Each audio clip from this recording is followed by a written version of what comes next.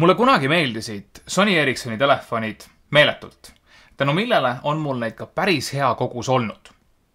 Viimased aastad aga mina ei mõista, millega Sony mobiilide divisioon tegelikult tegeleb. Kindlasti mitte ahvatlevate seadmete tegemistega. Miks keegi Sonyst ei räägi?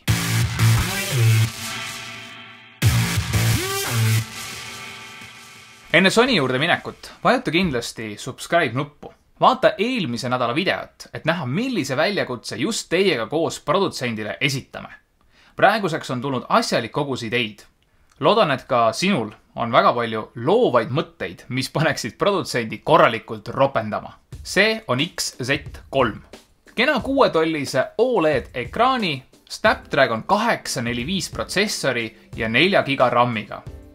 Sees peidetakse 3300 mAh akut ja Android 9 peal jooksev Sony Skin muutub järk-järgult lihtsamaks ja loogilisemaks. Tagumisel küljel on üks 19 megapiksline kaamera, ei mingit 2 või 3 sensori hullust. Esimesel küljel on 13 megapiksline Endli kaamera. Energiat saab nii füüsilise kaabli kui juhtmevaba laadijaga. Mis mulle XZ3 juures meeldib? Aparaat on tõsiselt käepärane ja väga-väga kiire. Ekraan on fantastiline ja erinevalt paljudest teistest tänastest lipulaevadest on pisike lõug ja pisikene laup siis ka alles. Ei mingit notši.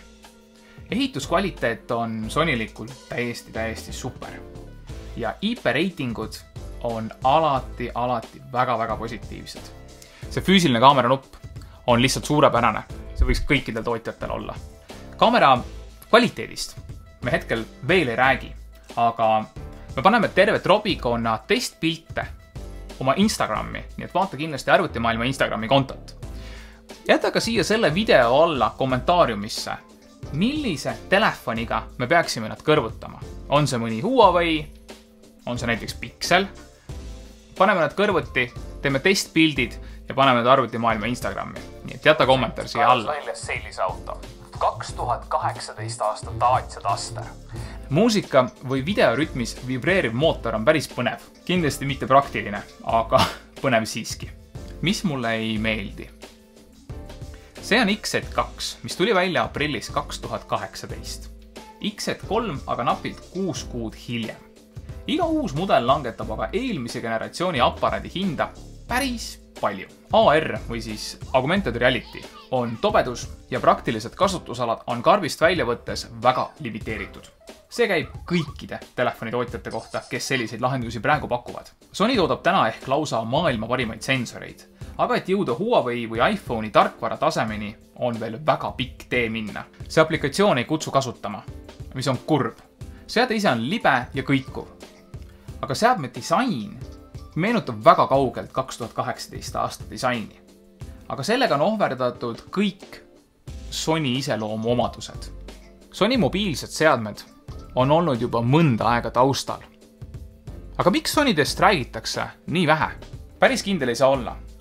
Aga kahtlustan, et tegemist on kahe asjaga. Esmalt, Sony ei paista silma meeletu innovatsiooniga. Ja teisalt, Sony ei paista üldse silma.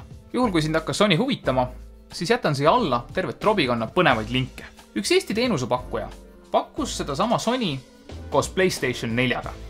Nii et väike Google, kui sind huvitab. Aitäh ja ära unusta, tarbi targalt!